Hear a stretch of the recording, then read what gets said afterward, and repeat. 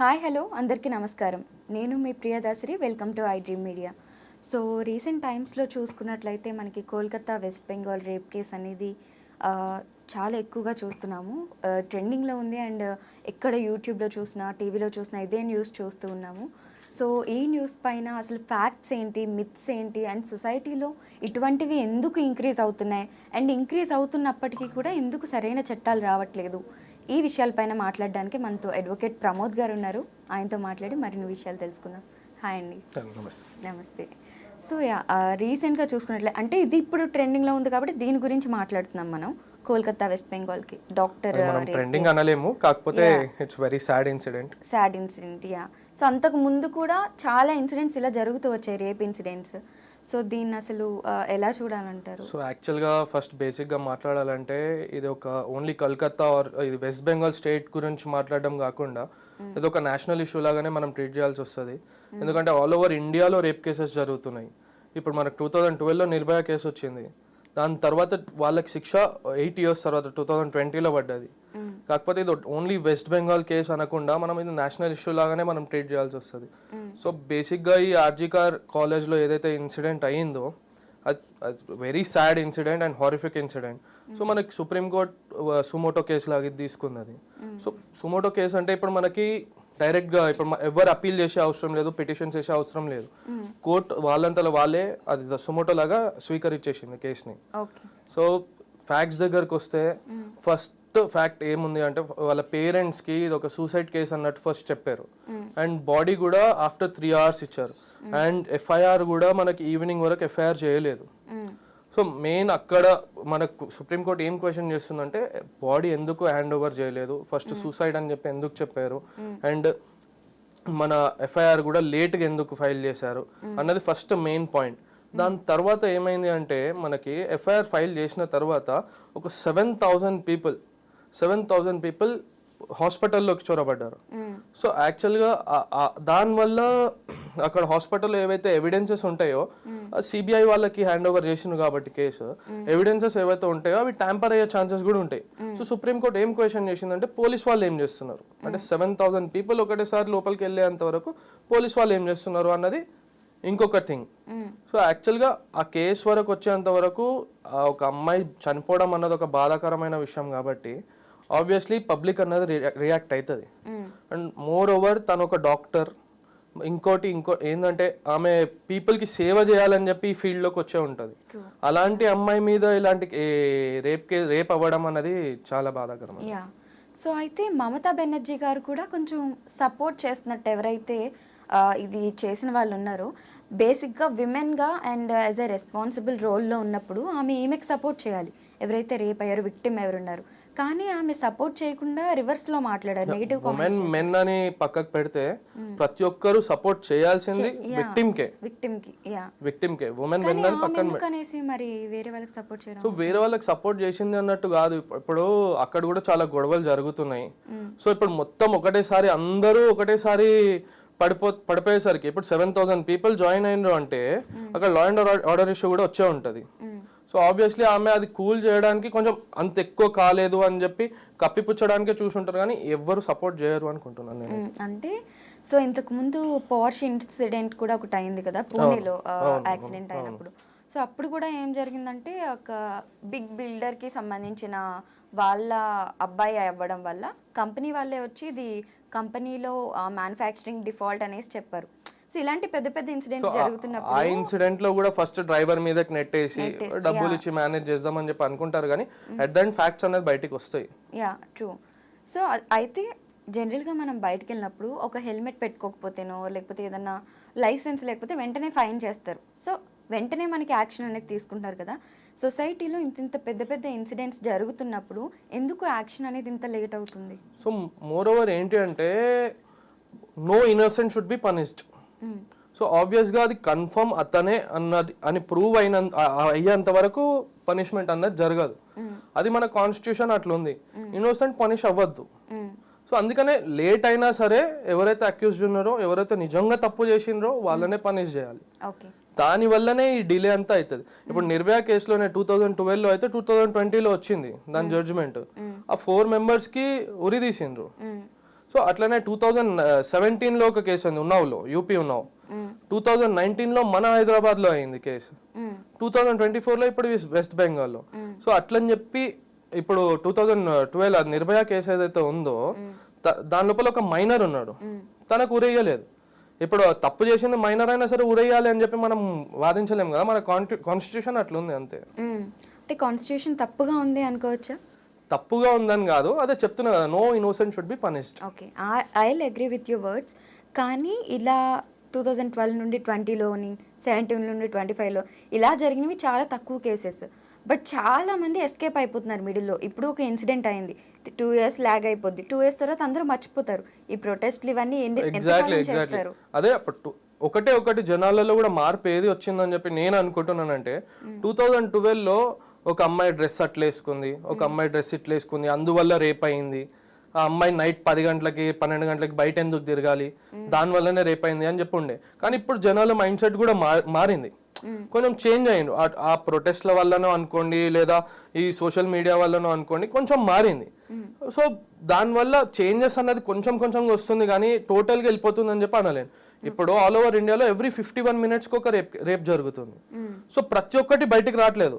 ఇట్లా ఈ నిర్భయ లాంటిదో, ఈ మన శంషాబాద్లో జరిగిన రేప్ లాంటిదో, లేదా ఈ వెస్ట్ బెంగాల్ లాంటిది మాత్రమే బయటకు వస్తుంది. అది ప్రజల్లో వాళ్ళంతలో వాళ్ళకి రావాలి. ఒక ఉమెన్ని ఎట్లా ట్రీట్ చేయాలి అన్నది వాళ్ళ లోపల వాళ్ళు మంచిగా ఉండాలి అంతే. సో అసలు ఒక రేప్ అటెంప్ట్ జరిగిందంటే దానికి ఎటువంటి శిక్షలు ఉన్నాయి ప్రెసెంట్? సో ఇప్పుడు యాక్చువల్గా అయితే బేసిక్ 10 years ఇంప్రిజన్మెంట్ నుండి స్టార్ట్, కానీ but then 10 years to 10 lakhs fine plus life imprisonment plus hang చేయడం అన్నది కూడా ఇప్పుడు పబ్లిక్ ఇంట్రెస్ట్ లిటిగేషన్ నుండి తెలుస్తుంది. ఓకే, ఇప్పుడు బిఎన్ఎస్ అనేసి కొత్త చట్టాలు వచ్చాయి, మారింది. సో ఇందులో ఏముంది రేప్ గురించి? రేప్ గురించి ఇది మన రేప్ వచ్చేసి సెక్షన్ 64 వస్తుంది, మర్డర్ వచ్చేసి సెక్షన్ 103 వస్తుంది. సో రేప్ గురించి అదే ఉంది. మన ఇప్పుడు నేను చెప్పాను కదా, 10 years imprisonment, life imprisonment and fine or both. Okay, ఇప్పుడు బ్యాక్లో మనం చూసుకున్నట్లయితే రేప్ అటెంప్ట్స్ అనేవి కామన్గా చూస్తూనే ఉన్నాం. మెయిన్గా దీని గురించి ఎందుకు మాట్లాడుతున్నామంటే లైక్ చాలా ఎక్కువ చూస్తున్నాము. అండ్ లైక్ ఆఫ్టర్ మ్యారేజ్ తర్వాత కూడా విమెన్ కన్సెంట్ లేకుండా టచ్ చేయకూడదు అనేసి మనకి చాలా ఉన్నాయి. బట్ బిఫోర్ మ్యారేజ్ అసలు తెలియని స్ట్రేంజర్స్ చేయడం వల్ల ఇది ఎక్కువ. సో ద థింగ్ ఈజ్, ఏదైనా సరే మెన్ యాక్సెప్ట్ చేయడం మీదనే ఉంటుంది, ఉమెన్ కన్సెంట్ తోని మెన్ కూడా యాక్సెప్ట్ చేయడం మీదనే ఉంటుంది. సో నేనేమంటున్నానంటే, కన్సెంట్ లేకుండా నిజంగానే అది ఏం చేయలేము. మన పవన్ కళ్యాణ్ గారు చెప్పినట్టు కూడా కన్సెంట్ లేకుండా మనం ఏం చేయలేము. సో నా ప్రకారం నేను ఏం చెప్తున్నానంటే, కొన్ని చాలా మంది ఫేక్ కేసెస్ కూడా రిపోర్ట్ చేస్తున్నారు. అంటే ఉమెన్ కి కూడా ఇది ఒక ఆయుధం లాగా అయింది కదా. ఇప్పుడు కలిసి తిరుగుతారు, చేస్తారు, మెన్ అండ్ ఉమెన్ కలిసి తిరుగుతారు, చేస్తారు. ఒకవేళ చిన్న డిస్టర్బెన్సెస్ వచ్చేస్తే రేప్ కేసెస్ ఫైల్ చేస్తున్నారు. ఇప్పుడు నేనే కొన్ని ఫేక్ కేసెస్ నా దగ్గరకు వస్తే నేను యాక్సెప్ట్ చేయలేదు, ఎందుకంటే ఆ ఫ్యాక్ట్స్ వాళ్ళు మాట్లాడేటప్పుడు అర్థమవుతుంది. సో ఉమెన్ కి కూడా ఇది ఒక ఆయుధం లాగా అయిపోయింది. Okay, if in case men ఎటువంటి తప్పు లేకుండా సో నా మీద రేప్ అటెంప్ట్ అయింది అనేసి అమ్మాయిలు కానీ కేసు పెడితే, సో దానికి ఏమన్నా అబ్బాయిలకి ఏమన్నా ఉన్నాయా? అసలు అబ్బాయిలకు అసలు బేసిక్గా చెప్పాలంటే ఏం లేవు. ఆ ఫ్యాక్ట్స్ ప్రూవ్ చేసుకోవడం మెయిన్ ఫస్ట్ థింగ్. ఒక అమ్మాయి రేప్ అయింది అని చెప్పి వెళ్ళి కంప్లైంట్ ఇచ్చిందంటే అబ్బాయిని తీసుకొని వెళ్తారు పోలీస్ వాళ్ళు, ఎఫ్ఐఆర్ ఫైల్ చేస్తారు. ఫ్యాక్ట్స్ అనేది తర్వాత వాళ్ళు ప్రూవ్ చేసుకోవాలి. ఇప్పుడు మెడికల్ టెస్ట్ లో అదంతా, ఇప్పుడు లివ్ ఇన్ రిలేషన్షిప్ లో ఉంటారు, లివ్ ఇన్ రిలేషన్షిప్ లో ఉన్నప్పుడు ఆబ్వియస్లీ తెలుగు ఫిజికల్. ఆ ఫిజికల్ అయిన తర్వాత ఇప్పుడు పెళ్లి చేసుకోను అంటున్నాడు అని చెప్పి చీటింగ్ కేసు, రేప్ కేసు వేసే వాళ్ళు కూడా ఉన్నారు. ఓకే, సో అలా అబ్బాయిలకి ఎటువంటి చట్టాలు లేవా అయితే వెళ్ళడానికి తప్ప? మీరు మెన్ అని చెప్తున్నారా ఏంటి? అట్లేం లేదు, నిజంగానే లేవు. అది we have to accept it, అంతే కదా. Ya true. So how about living relations, I mean దాని మీద మీ ఒపీనియన్ ఏంటి యాజ్ ఎ లాయర్ గా? సి, ఒకరినొకరు అర్థం చేసుకోవడం ఇస్ ఫైన్, కానీ అది ఒక ఎక్స్టెంట్ వరకు బాగుంటది అనిపిస్తుంది. కానీ అది ఆ రిలేషన్షిప్ వర్కౌట్ కాకపోయేసరికి ఎవరి దారి వాళ్ళు చూసుకున్నారంటే టోటలీ ఫైన్. మళ్ళీ ఆ అమ్మాయిని కానీ అబ్బాయి టార్చర్ పెట్టడం, అబ్బాయిని అమ్మాయి టార్చర్ పెట్టడము, అది that is not correct. Okay, so ఫస్ట్లో ఓయోస్కి చాలా రైట్స్ ఇవన్నీ జరుగుతూ ఉండే కదా, మరి ఇప్పుడు కోలివ్స్, స్టాంజా లివింగ్ అనేసి చాలా వచ్చేసాయి, చాలా ఫ్యాషన్ అయిపోయింది. ఇప్పుడు మొత్తం ప్రతి ఏరియాలోని కూడా మెన్స్ అండ్ ఉమెన్స్ హాస్టల్స్ ఎన్ని అయితే ఉన్నాయో, కోలివ్స్, స్టాంజా లివింగ్ కూడా అన్నీ ఉన్నాయి. సో ఓయోకి వెళ్ళడానికి అన్ని సర్టిఫికెట్లు అన్ని జస్ట్ అవర్స్ ఉంటారు, ఒక రోజు ఉంటారు మహా అయితే. కానీ ఈ స్టాంజా లివింగ్స్ ఎలా మరి గవర్నమెంట్ అప్రూవల్ ఇచ్చింది? అది ఇంకా ఇప్పుడు ఈక్వాలిటీ గురించి మాట్లాడదాం. First men and women are equal అన్నప్పుడు, దే ఆర్ లివింగ్ ఈక్వల్లీ అన్నప్పుడు, ఉండే ఉమెన్ కి ప్రాబ్లం లేనప్పుడు, if they feel safe there, if they don't have any problem, we can't do anything, not even government do anything, right? Ya true. So ఇప్పటి వరకు మనం back to rape case ఏదైతే జరిగిందో దానిలో చూసుకున్నట్లయితే, సో ఇప్పటి వరకు ఎటువంటి శిక్షలు పడడానికి ఛాన్స్ ఉంది సంజయ్ అనే పర్సన్ అనేసి ఒకరి మీదకి వచ్చారు. సో మెయిన్ థింగ్ నేను ఇంకొకటి చెప్పాలనుకుంటున్నాను, మీడియాకు కూడా కొంచెం చెప్పాలనుకుంటున్నాను.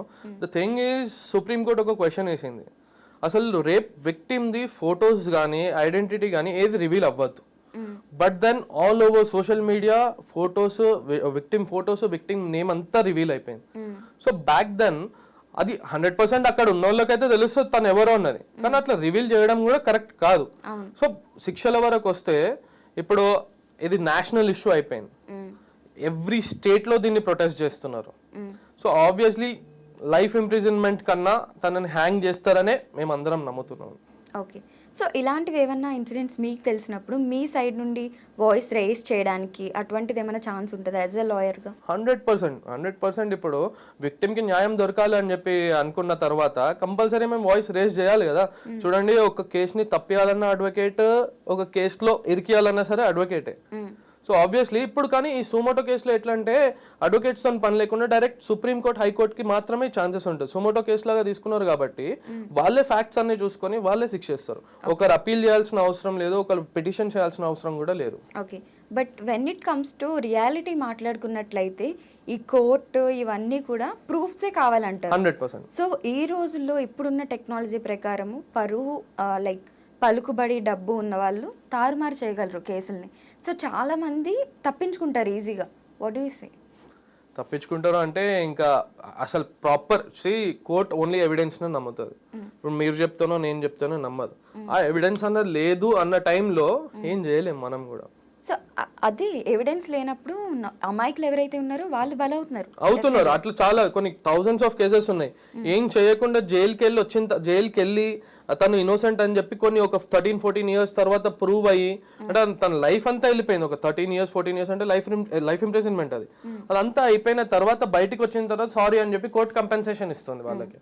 ఇప్పుడు ఇన్నోసెంట్ ఎవరైతే తప్పు చేశారో వాళ్ళు బయట హాయిగా తిరుగుతున్నారు. ఆబ్వియస్ ఇప్పుడు మర్డర్ చేసిన వాళ్ళు కూడా ఇప్పుడు ఇంకొక కేసులో 2019లో ఒక రేప్ కేసులోనే, 2017లో ఒక రేప్ కేసులో ఆ విక్టిమ్ బెయిల్ మీద బయటకు అక్యూజ్ బెయిల్ మీద బయటకు వచ్చాడు.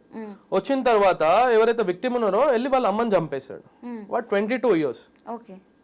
సో ఇట్లా ఇప్పుడు బాబాలు కూడా ఉన్నారు, సమ్ బాబాస్ ఉన్నారు కదా, వాళ్ళు కూడా బెయిల్స్ మీద బయటికి వస్తా ఉన్నారు. ఒక బాబా అయితే 27th టైం ఇది బెయిల్ మీద బయటికి రావడం. సో కొన్ని లూప్ హోల్స్ అట్లా ఉన్నాయి, మనం ఏం చేయలేము. సో మీరు యాజ్ ఏ క్రిమినల్ లాయర్ కాబట్టి మీరు చూసిన కేసులో వర్స్ట్ కేసు ఏంటి? అంటే మీకు కూడా కొంచెం గూస్ బంప్స్ ఇచ్చిన కేసు లాంటివి ఏమన్నా ఉన్నాయా? సో నాకైతే ఈ శంషాబాద్ 2019 కేసే, మన డాక్టర్ గారు ఉన్నారు కదా, తనని మన సజ్జనార్ గారు వాళ్ళని ఎన్కౌంటర్ చేశారు 4 members ని. That was the good case. అంటే నాకు బ్యాడ్ ఎక్స్పీరియన్స్ చెప్పాను. The thing is that is bad experience, but దాన్ని ఇన్స్టెంట్ శిక్ష వేసేసి సజ్జనార్ గారు ఎవరైతే ఉన్నారో తను ఇన్స్టెంట్ గా రియాక్ట్ అవ్వడం అన్నది I felt good.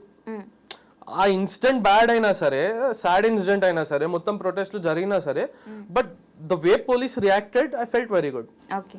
So social మీడియాలో కొన్ని కామెంట్స్ చూసినట్లయితే మరీ ఇంత దరిద్రమైన సొసైటీలో మనం ఉన్నామా అన్నట్టుగా ఉందన్నమాట. సో ఆ కామెంట్స్ కూడా చాలా పిక్చర్స్ బయటకు వచ్చాయి. ఈ అమ్మాయి పిక్చర్ ఏదైతే ఉందో అది పెట్టి ఆ 10 members-లో నేను ఉంటే బాగుండు, ఓకే అమ్మాయి 10 members-ని సాటిస్ఫై చేయగలిగిందంటే గ్రేట్, ఇలాంటి చెత్త కామెంట్స్ వస్తున్నాయి. సో దాని మీద మీ రియాక్షన్ ఏంటి? ఆబ్వియస్లీ పోలీస్ యాక్షన్ తీసుకోవాలి అలాంటి వాళ్ళ మీద. అంటే వాళ్ళ మైండ్ సెట్ అట్లా ఉంది అన్నప్పుడు వాళ్ళు కూడా తప్పు చేయడానికి వెనకాడారు. సో ఆబ్వియస్లీ వాళ్ళని ఫిల్టర్ చేయాలా. ఇప్పుడు కొంతమంది ఉమెన్ కూడా దానికి రిప్లై ఇచ్చారు. కొంతమంది ఒక సాడ్ పోస్ట్ పెడితే దాని లోపల స్పెల్లింగ్ మిస్టేక్స్ కూడా ఎత్తుకుతున్నారు. సెంటెన్స్ కరెక్ట్ లేదు, ఈ స్పెల్లింగ్ కరెక్ట్ లేదు అని ఒక ఉమెన్, అది కూడా రేప్ కి రిలేటెడ్, ఒకరు వాళ్ళ ఫ్రెండ్ ఎవరో పోస్ట్ చేస్తే వెస్ట్ బెంగాల్ కేసులో వాళ్ళ ఫ్రెండ్ ఎవరో పోస్ట్ చేస్తే దాని లోపల స్పెల్లింగ్ మిస్టేక్స్ ఉమెన్ కూడా ఎత్తుకుతున్నారు. సో ఇలాంటి వాళ్ళనైతే మనం ఆబ్వియస్ గా వాళ్ళ మైండ్ సెట్ చెడిపోయే ఉంటది. వాళ్ళు రేపు పొద్దున్న తప్పు చేయొచ్చు, 100% తప్పు చేయొచ్చు. ఇన్ఫ్లుయెన్స్ లాట్ ఆఫ్ మెంబర్స్ కూడా బయట ఎవరైతే ఉన్నారో చాలా ఇన్ఫ్లుయెన్స్ చేస్తారు వాళ్ళు. సో ఇటువంటి వాళ్ళకి ఎటువంటి శిక్షలు ఉంటాయి అసలు? అంటే వాళ్ళకి శిక్షలు ఏముంటాయండి, వాళ్ళు ఊరికే వాళ్ళ కమెంట్స్ పెడుతున్నారు, వాళ్ళ వ్యూస్ చెప్తున్నారు. అది అంత పెద్దగా మాట్లాడే శిక్ష అంత అంటే అది లైట్ లోకి వచ్చేంత శిక్ష ఏమి ఉండదు. వాళ్ళని పిలుస్తారు, వార్నింగ్ ఇస్తారు, ఆ పోస్టులు డిలీట్ చేపిస్తారు, అంతేగాని వాళ్ళకి ఏదో ఇలా శిక్ష పడిపోతుంది అన్నట్టయితే ఉండదు. చెప్తున్నా, మర్డర్ చేసిన వాళ్ళే బయట తిరుగుతున్నారు అన్నప్పుడు అట్లా ఆ కమెంట్స్ చేసిన వాళ్ళని పిలుస్తారు, వార్నింగ్స్ ఇస్తారు, పంపిస్తారు, డిలీట్ చేపిస్తారు అంతే. మరి మర్డర్ చేసిన వాళ్ళు బయట తిరుగుతుంటే ఇంకా పోలీసులు, అడ్వకేట్లు, కోర్టులు ఇవన్నీ ఉండే ఏంటి ప్రయోజనం? సో ఏంటి ప్రయోజనం అంటే, ఇప్పుడు ఆ మర్డర్ చేసిండ్రు, ఇప్పుడు అది నాన్ కాంపౌండబుల్ కావాలని చేసిండో ఎట్లా చేసిండో అన్నది ప్రూఫ్ కాదు. సో ఇప్పుడు ఒక ఫ్రెండ్ ఉన్నాడు, తనతో పాటు ఇంకొక ఫ్రెండ్ ఉన్నాడు, తను ఆయనతో పాటు ఉన్నాడు, వాడు ఏం తప్పు చేయకపోయినా 8 కిందకి తనకి శిక్ష చేస్తారు. సో ఆబ్వియస్లీ తను నిరూపించుకుంటారు, నేను ఏం చేయలేదు, I was just standing with him. కానీ అప్పుడు కోర్ట్ ఏం క్వశ్చన్ చేస్తారంటే, you are standing with him but you didn't attempt to stop him. అంటే తనకి సపోర్ట్ చేశాను అన్న దాని మీదనే అతన్ని కూడా 8 కిందకి వేస్తారు. కానీ అట్ ద ఎండ్ 8 ఉండనియండి, 8-10 ఉండనియండి, murder case is a murder case. Okay, తప్పు చేసినా చేయకపోయినా. Yeah okay. సో ఇదే లిస్ట్లో చూసుకున్నట్లయితే రేప్ అవ్వకముందే ఇఫ్ ఇన్ కేసు మనకు ఆల్రెడీ షీటింగ్ అని ఇవి చాలా ఉన్నాయి విమెన్కి. సో విమెన్ మీద ఒక హెరాస్మెంట్ కానీ ఇలాంటివి జరిగినట్లయితే ఎటువంటి శిక్షలు ఉంటాయి అబ్బాయిలకి? సో ఆబ్వియస్లీ ఇప్పుడు మనం చూస్తున్నాము ఈ క్లబ్బింగ్ కల్చర్ లో కానీ, బయట రోడ్ మీద వెళ్తున్నప్పుడు కానీ తాగేసి అమ్మాయిలను హెరాస్ చేయడము, హెరాస్మెంట్ కేసెస్ చేస్తున్నారు. So the thing is, last time మళ్ళీ మనం మాట్లాడుకున్నట్టు ఉమెన్ కి ఒక రైట్ ఉంది. అది నిజంగా ఇప్పుడు సీసీటీవీ, ప్రతి ఒక్క దగ్గర సీసీటీవీ ఫుటేజెస్ ఉన్నాయి, సీసీటీవీ కెమెరాస్ ఉన్నాయి. ఆ ఫుటేజెస్ లో నిజంగా తను హెరాస్ చేస్తున్నారంటే కంపల్సరీ పోలీస్ యాక్షన్ తీసుకుంటది. సో ఒక్క అమ్మాయిని ఒక 11 seconds స్టేర్ చేసినా సరే అది తప్పు. ఓకే, స్టేర్ చేయడం కూడా తప్పు. ఓకే, ఒక అమ్మాయిని డైరెక్ట్ గా స్టేర్ చేయడం కూడా తప్పు. ఓకే. సో అలాంటిది మీరు టచ్ చేస్తున్నారు, మన కొన్ని టచ్ చేయని చోట టచ్ చేస్తున్నారు అని చెప్పి అనుకున్నట్టయితే కంపల్సరీ పోలీస్ హరాస్మెంట్ కేసెస్ వేస్తుంది. Okay, if in case live లో ఉండి తర్వాత అమ్మాయి విడిపోవాలనుకుంటే అది వాళ్ళిద్దరు మ్యూచువల్ అండర్స్టాండింగ్ మీద ఉంటుంది. ఓకే. సో ఒకవేళ విడిపోవాలనుకున్నప్పుడు అబ్బాయి ఫోర్స్ చేస్తున్నాడు అనుకోండి, ఆబ్వియస్లీ తను ఫోర్స్ చేస్తున్నాడు, టార్చర్ పెడుతున్నాడు అని చెప్పి తను కంప్లైంట్ ఇవ్వచ్చు. సో ఇప్పటి వరకు ఉన్న అప్డేట్స్ ప్రకారం లేటెస్ట్ అప్డేట్ ఏంటి కోల్కతా కేసులో, అండ్ నెక్స్ట్ ఎటువంటి యాక్షన్స్ తీసుకుంటారు? యాక్చువల్లీ సిబిఐ ఈ రోజు రిపోర్ట్ సబ్మిట్ చేయనుంది. దాని తర్వాత హియరింగ్ డేట్ నాకు తెలిసి 27th రోజు ఉంది, ఇంకొక హియరింగ్ డేట్. సో అప్పటి వరకు మనం వెయిట్ చేయాల్సిందే. కానీ స్టార్టింగ్ లో ఏం చెప్పిందంటే గ్యాంగ్ రేప్ అని చెప్పి మల్టిపుల్ పీపుల్ రేప్ చేశారని చెప్పారు.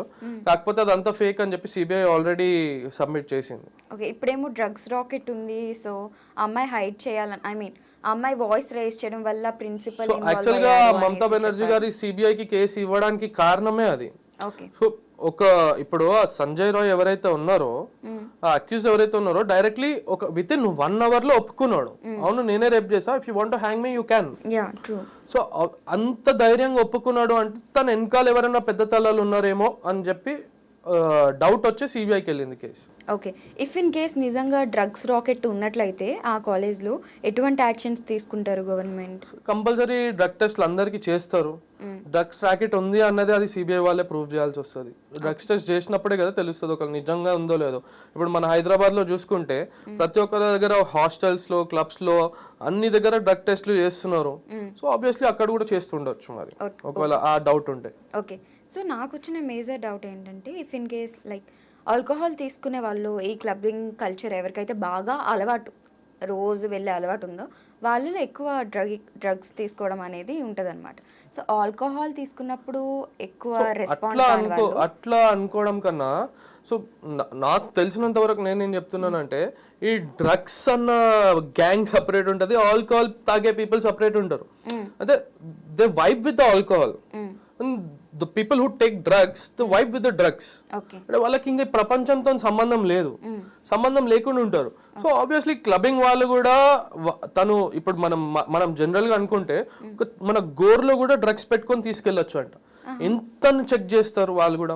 సో ఆబ్వియస్లీ వాళ్ళంతలో వాళ్ళకే రియలైజేషన్ రావాలి, that is not good for us అని చెప్పి. ఓకే, ఎందుకు డ్రగ్స్ మీద అంత నిఘా పెడతారు? బేసిక్ గా చిన్నది దొరికినా కానీ చాలా పెద్ద కేసులు అవుతాయి. వై అంటే ఆబ్వియస్లీ అది మన సొసైటీని పాడు చేస్తుంది. ఇప్పుడు ఈ రేప్స్ జరగడానికి కారణం కూడా, ఇప్పుడు కొంతమంది గంజాయి తాగుతారు, డ్రగ్స్ తీసుకుంటారు, ఆల్కహాల్ లో ఉంటారు, ఆ నషాలో ఇంటాక్సికేటెడ్ ఉన్నప్పుడు వాళ్ళు ఏం చేస్తున్నారో వాళ్ళకే అర్థం కాదు. Okay. Half of the rapes ఈ డ్రగ్స్ తీసుకోవడం వల్ల, ఈ గంజాయి తాగడం వల్ల, ఫుల్లీ ఇంటాక్సికేటెడ్ అవ్వడం వల్లనే రేప్స్ కూడా జరుగుతున్నాయి. సో ఆబ్వియస్లీ అది కూడా మన సొసైటీకి ఉన్న ప్రెసెంట్ గవర్నమెంట్ కి తప్ప పేరు తెచ్చినట్టే కదా, ఓకే, చెడ్డ పేరు వచ్చినట్టే అది. సో ఆబ్వియస్లీ కంపల్సరీ ఆ డ్రగ్స్ అన్నప్పుడు అది వేరే వాళ్ళకి కానీ వాళ్ళకన్నా వాళ్ళు ఏమైనా చేసుకోనివ్వండి, కానీ ఆ డ్రగ్స్ తాగిన స్టేట్ లో వేరే వాళ్ళని కొట్టడము, వాళ్ళని అబ్యూజ్ చేయడము, ఉమెన్ ఉంటే రేప్స్ అవ్వడము, ఈ డ్రగ్స్ స్టేట్ లోనో ఇంకా గంజాయి స్టేట్ లోనే కదా అవుతుంది. అదే స్టేట్ ఆఫ్ మైండ్ లో అవుతుంది. రీసెంట్ గా సెలబ్రిటీస్ కూడా ఒక ఇష్యూలో బాగా దొరికారు, డ్రగ్స్ తీసుకుని రేవ్ పార్టీలో. ఎగ్జాక్ట్లీ, బెంగళూరు రేవ్ పార్టీ అని. సో రేవ్ పార్టీస్ నే బ్యాన్ చేస్తే అయిపోద్ది కదా, ఎందుకంటే ఆబ్వియస్లీ రేవ్ పార్టీస్ బ్యానే ఉన్నాయి, బ్యాన్ చేసే అవసరం లేదు, ఆల్రెడీ దే ఆర్ బ్యాన్. ఇప్పుడు రేవ్ పార్టీస్ అన్న కల్చర్ మన కల్చరే కాదు, అది ఫారెన్ కల్చర్. మన దగ్గర ఎప్పటి నుండో బ్యాన్ ఉన్నాయి. కాకపోతే ఇప్పుడు ఫ్రెండ్స్, ఇప్పుడు ఆల్ ఆర్ ఈక్వల్ అన్నప్పుడు ఫ్రెండ్స్ కలిసి పార్టీ చేసుకుంటున్నా సరే, నార్మల్ ఒక చిన్న పార్టీ చేసుకున్నా సరే దాన్ని రేవ్ పార్టీ అన్న పేరుతోనే తీస్తున్నారు. ఇప్పుడు జనరలీ మొన్న ఇంకొక సెలబ్రిటీది ఫామ్ హౌస్ లో ఇష్యూ అయింది. ఆల్ ఫ్రెండ్స్ ఉన్నారు అంతే, they are all having alcohol అంతే. అండ్ దాన్ని కూడా మన సోషల్ మీడియాలో ఎట్లా వేసిండ్రు, సో అండ్ సో దొరికింది రేవ్ పార్టీలో అని చెప్పి వేస్తున్నారు. ఫ్రెండ్స్ కలిసి కూర్చొని తాగడం కూడా రేవ్ పార్టీ కిందకి రాదు కదా. సో యాజ్ ఆఫ్ నౌ ఉన్న అప్డేట్ ప్రకారం అయితే ఈ రోజు సిబిఐ రిపోర్ట్ సబ్మిట్ చేశారన్నారు కదా, ఈ సిబిఐ అనేది ఎన్ని డేస్ జరుగుతుంది మనకి ఇన్వెస్టిగేషన్ అంతా? సో ఇప్పుడు డైరెక్ట్ చీఫ్ జస్టిస్ గారు చూస్తున్నారు కాబట్టి 9 జడ్జెస్ బెంచ్ ఉంది. సో వాళ్ళందరూ దాన్ని రివ్యూ చేసి ఫ్యాక్ట్స్ అన్ని తెలుసుకున్న తర్వాత మనకు జడ్జ్మెంట్ అన్నది ఇస్తారు. సో అప్పటి వరకు మనం వెయిట్ చేయాలి. ఎన్ని డేస్ ఎక్స్పెక్ట్ చేయొచ్చు మనం? ఇప్పుడు డిపెండ్స్, నెక్స్ట్ హియరింగ్ అయితే 27th అని చెప్పి అంటున్నారు. So we have to wait till then. Okay, అప్పుడు కూడా we will get another update కానీ there is no full stop. Exactly, no full stop అంతే. అంటే ఇంత ఇమీడియట్ గా అయితే తనకు శిక్ష పడిపోతుంది, తీసుకెళ్లి ఉరి తీసేస్తారు అన్నట్టయితే కాదు. మనం ఆ ప్రొటెస్ట్లు చేస్తూనే ఉంటాం. 2012 లో ప్రొటెస్ట్ చేసినాం, ఆఫ్టర్ 12 years మళ్ళీ ప్రొటెస్ట్ చేస్తున్నాం. అది అక్కడి వరకు ప్రొటెస్ట్ లోనే అయిపోతుంది అనుకుంటున్నా, కానీ but what I believe is to don't burn candles, burn the person who is accused అంతే. But I have a doubt that Sanjay Roy నేనే రేప్ చేశాను అని ఒప్పుకున్న తర్వాత, అండ్ ఆ అమ్మాయి నెయిల్స్ లో కూడా ఏదైతే బ్లడ్ ఉందో సంజయ్ రాయ్ బాడీ మీద ఉన్న స్క్రాచెస్ తో మ్యాచ్ అయిందని చెప్పారు. సో మ్యాచ్ అయిందని చెప్పినప్పుడు మరి ఎందుకనేసి ఆ అబ్బాయిని ఇంకా ఉరి తీయట్లేదు? అంటే తన వెనకాల ఎవరున్నారో కూడా తెలుసుకోరు కదా. అంత డైరెక్ట్ గా ఇప్పుడు 150 milligrams ఆఫ్ సీమెన్ దొరికింది అని చెప్పి కూడా మధ్యలో వచ్చింది కదా, 150 milligrams ఆఫ్ సీమెన్ దొరికింది అని చెప్పి. మళ్ళా కాలేజ్ ఎక్స్ ప్రిన్సిపల్ గురించి, సందీప్ ఘోష్ ఐ గెస్, అతని గురించి.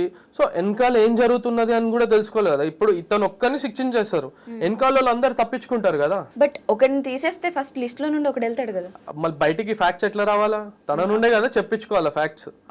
ఇప్పుడు సిబిఐ ఎంక్వైరీ ఎంత చేసినా సరే మన దగ్గర ఒక ఎవిడెన్స్ ఉంది, ఒక పర్సన్ ఉన్నారు, తన దగ్గర నుండే కదా ఫ్యాక్ట్స్ అన్ని స్వీకరించాలి. Thank you so much for your time. So చూసారు కదండి, ఇది మనకి సోషల్ మీడియాలో ఎక్కడ చూసినా సరే కరెంట్ ఇన్సిడెంట్ ఇదైతే చాలా ఎక్కువ ఉంది. సో మనం మాత్రం జస్టిస్ జరగాలనే ప్రే చేద్దాము చనిపోయిన డాక్టర్ ఎవరైతే ఉన్నారో. ఎందుకంటే మనకి ఏదైనా ప్రాబ్లం వస్తే మనం డాక్టర్ దగ్గరికి వెళ్తాము. సో అటువంటి డాక్టర్స్ని కూడా రేప్ చేసి చంపేస్తున్నారంటే అసలు ఎటువంటి సొసైటీలో ఉన్నామనేది we have to think. That's it.